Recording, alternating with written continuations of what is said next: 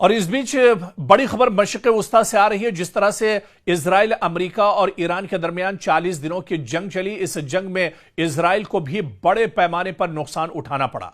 जी हां, जिस तरह से ईरान लगातार पलटवार कर रहा था मशरिक़ वस्ता में, ईरान की पहुंच, दरअसल जो मशरिक़ वस्ता के ममालिक हैं जहां पर ईरान का इंफ्रास्ट्रक्चर है, वहां तक ईरान की पहुंच थी, या फिर ईरान के बैलिस्टिक मिसाइल और ड्रोन की पहुंच दरअसल इजराइल तक थी। और इसी वजह से इजराइल पर ईरान के हमलों से काफी ज्यादा इजराइल के अंदर नुकसान हुआ है। खासतौर से तल अवीव, जो बहुत अहम शहर इजराइल का माना जाता है, यहां पर बहुत ज्यादा नुकसान ईरान ने पहुंचाया है। बड़े पैमाने पर ईरान के हमलों से तल अवीव के अंदर जानी और माली नुकसान इस बार इजराइल को उठाना पड़ा है। दरअसल ये बात हम अपनी जानिब से नहीं कह रहे हैं, या जो कुछ इस जंग में हमने देखा है। हालांकि इजराइल में और तल अवीव के जो मौजूदा मेयर हैं, उन्होंने ये बड़ा इंकशाफ किया है। जी हां, तल अवीव के मेयर ने बाकायदा ये बड़ा इंकशाफ किया है कि ईरान जंग के सबब तल अवीव के 1000 से ज्यादा जो रिहायशी घर हैं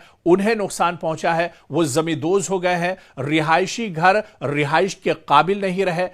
जबकि इजरायली हुकाम ने ईरान और लबनान के साथ 40 रोजा जंग में इसका जो नुकसान का तखमीना लगाया है, वो तकरीबन $17.5 अरब एक तरह से बताया जाता है।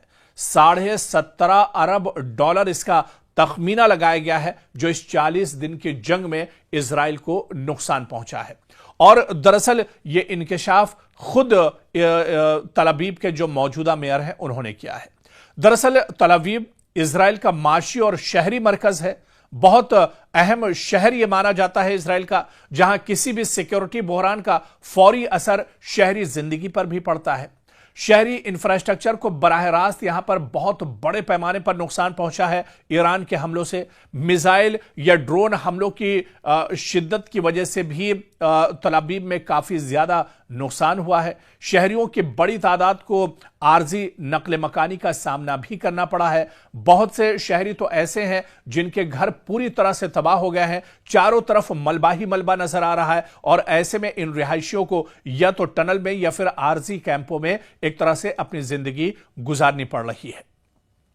और यह सूरत हाल इस बात की निशानदेही करती है कि जंग अब सिर्फ सरहदों तक महदूद नहीं रही, बल्कि शहरी इलाकों तक भी पहुंच चुकी है। और जिस तरह से इजराइल ईरान पर हमले कर रहा था, ईरान उसके जवाब में लगातार इजराइल पर हमले करता रहा, और जो ड्रोन और मिसाइल इंटरसेप्ट इजराइल नहीं कर पाया, उससे इजराइल के अंदर बहुत बड़े पैमाने पर नुकसान हुआ। खासतौर से तल अवीव में बड़े पैमाने पर जानी और माली नुकसान हुआ है। शुमाली यरूशलेम में काफी बड़े पैमाने पर नुकसान हुआ है। इसके अलावा हैफा शहर में बहुत बड़े पैमाने पर नुकसान हुआ है। और इसी वजह से जो रिपोर्ट आई है, एक तखमीना लगाया गया है कि तकरीबन $17.5 अरब का नुकसान दरअसल इन 40 दिनों की जंग में इजराइल को उठाना पड़ा है, जो दरअसल यह समझा जा सकता है कि कितनी बड़ी चोट है जो इजराइल के दरअसल लगी है। हालांकि इजराइल ने बराह रास्त ये तमाम चीजें साझा नहीं की हैं,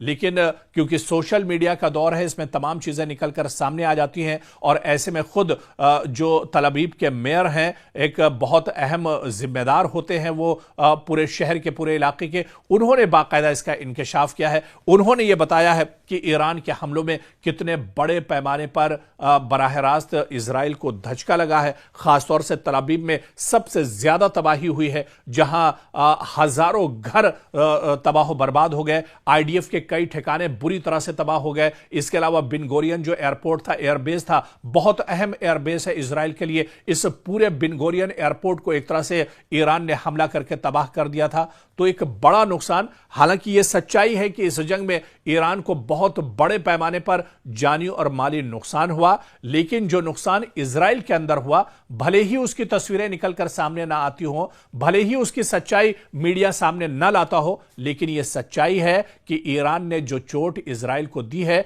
इसकी भरपाई करने में इजराइल को एक लंबा वक्त दरकार होगा। और एक लंबे वक्त तक इजराइल दरअसल ईरान की इस मार को याद रखेगा।